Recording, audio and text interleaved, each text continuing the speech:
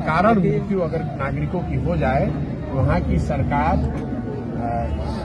गमगीन होगी, वहाँ की सरकार शोकाकुल होगी, वो उसको सुधारने के लिए माफी मांगेगी, उसको लोगों को सांत्वना देने का प्रयास करेगी। लेकिन ये दिखाता है कि बिहार के जो सत्ताधारी लोग हैं, जो नेता है, यहाँ की जो व्यवस्था है, और मैं इसमें बीजेपी को भी इंक्लूड कर रहा हूँ, आप इस बात को ध्यान देंगे। ये जो विधानसभा में बैठ के नाटक कर रहे हैं बीजेपी के लोग, 3 महीने पहले तक तो यही बैठे हुए थे, उस दौरान भी जहरीली शराब से लोगों की मृत्यु हुई है। और आज खाली तख्ती लेकर विधानसभा के बाहर खड़े होने से नहीं होगा। खुले तौर पर मुझको छोड़कर कोई भी व्यक्ति नहीं कह रहा है कि शराबबंदी बिल्कुल 48 घंटे के अंदर हटाया जाना चाहिए। दुनिया में इस बात का कहीं कोई प्रमाण नहीं है कि शराबबंदी के जरिए आप सामाजिक या आर्थिक विकास की दिशा में कुछ बेहतर हासिल कर सकते हैं। दूसरी और बात समझ लीजिए, जिस महात्मा गांधी का नाम ले रहे हैं ये लोग, मैंने खुले मन से चुनौती दी है नीतीश कुमार को और जो लोग भी महात्मा गांधी के नाम पर शराबबंदी का समर्थन कर रहे हैं कि आप महात्मा गांधी का लिखा हुआ एक लाइन या एक वाक्य मुझे सुना दीजिए जिसमें महात्मा गांधी ने स्टेट लेड प्रोहिबिशन, मतलब सरकार द्वारा लागू की शराबबंदी की बात कही है। महात्मा गांधी ने ऐसी कोई बात नहीं कही है। मैंने भी बहुत पढ़ाई करी है महात्मा गांधी के बारे में। महात्मा गांधी की कुरीति पर टिप्पणी की है, उन्होंने समाज को इस बात के लिए तैयार करने, प्रयास करने की बात कही है जिसमें शराब लोग न पिए।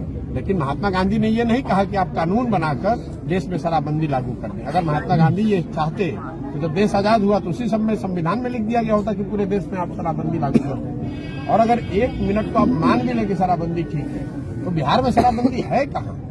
मैं तो हर गांव जा रहा हूँ और 75 दिन से पैदल चल रहा हूँ। हर गांव में मैं हाथ उठवाकर वोट कराता हूँ। लोग बता रहे हैं कि सब जगह होम डिलीवरी हो रही है, हर जगह होम डिलीवरी हो रही है। और बिहार जैसे गरीब राज्य का शराबबंदी की वजह से करीब साल में 20,000 करोड़ का राजस्व का नुकसान हो रहा है। और ये पैसा कहाँ जा रहा है?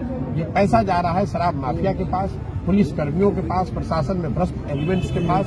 और आपको हम जो बिहार सरकार का 20,000 करोड़ का नुकसान हो रहा है, इसकी आंशिक भरपाई के लिए आपसे, हमसे, बिहार के किसानों से डीजल पर 9 रुपए लीटर और पेट्रोल पर 13 रुपए लीटर एक्स्ट्रा टैक्स लिया जा रहा है। आप यूपी में जाकर देख लीजिए, यहाँ से डीजल 9 रुपए लीटर सस्ता है, पेट्रोल 13 रुपए लीटर सस्ता है। ये पैसा लिया जा रहा है क्योंकि शराबबंदी से जो नुकसान हो रहा है उसकी भरपाई कहीं से की जाएगी। तो हर ओर से नुकसान है। शराबबंदी लागू नहीं है। जो शराब माफिया आपने अलग खड़ा कर दिया। जो युवा शराब पीना चाहता है वो घर पर बैठ के युवा या वृद्ध पी ही रहा है और कई का होम डिलीवरी हो रही है। और बिहार जैसे गरीब राज्य का शराबबंदी की वजह से करीब साल में 20,000 करोड़ का राजस्व का नुकसान हो रहा है। और ये पैसा कहाँ जा रहा है? ये पैसा जा रहा है शराब माफिया के पास, पुलिस कर्मियों के पास, प्रशासन में भ्रष्ट एलिमेंट्स के पास। और आपको हम जो बिहार सरकार का 20,000 करोड़ का नुकसान हो रहा है, इसकी आंशिक भरपाई के लिए आपसे, हमसे, बिहार के किसानों से डीजल पर 9 रुपए लीटर और पेट्रोल पर 13 रुपए लीटर एक्स्ट्रा टैक्स लिया जा रहा है। आप यूपी में जाकर देख लीजिए, यहाँ से डीजल 9 रुपए लीटर सस्ता है, पेट्रोल 13 रुपए लीटर सस्ता है। तो ये पैसा लिया जा रहा है क्योंकि शराबबंदी से जो नुकसान हो रहा है उसकी भरपाई कहीं से की जाएगी। तो हर ओर से नुकसान है। शराबबंदी लागू नहीं है। जो शराब माफिया आपने अलग खड़ा कर दिया। जो युवा शराब पीना चाहता है वो घर पर बैठ के युवा या वृद्ध पी ही रहा है। और कई तरह के और जो नशे का कारोबार है वो शुरू हो गया। और पूरा प्रशासन, पुलिस और प्रशासन अपना काम छोड़कर सिर्फ शराबबंदी को लागू करने और शराबबंदी से कमाने के अभियान में लगा हुआ है। जनता हर जगह पिस रही है। मुख्यमंत्री कल बात करेंगे इस पर। मुख्यमंत्री जी से इतना ही मांग करेंगे। आज मैंने उनका बयान कल भी देखा और आज उन्होंने एक और टिप्पणी की है। मुझे अफसोस है कि इस आदमी की मैंने मदद 2014-15 में की थी। मैं जिस मुख्यमंत्री जिस नीतीश कुमार को जानता हूँ, ये वो मुख्यमंत्री है जो रेल मंत्री रहते हुए वाजपेयी जी की सरकार में इन्होंने वाजपेयी जी के न कहने पर भी रेल मंत्री से इस्तीफा दे दिया था क्योंकि रेल दुर्घटना में कुछ लोगों की मृत्यु हुई थी।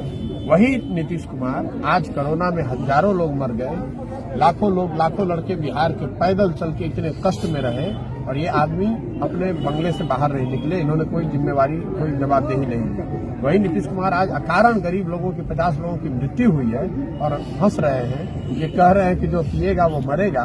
ऐसे असंवेदनशील और अहंकारी व्यक्ति का नाश निश्चय है।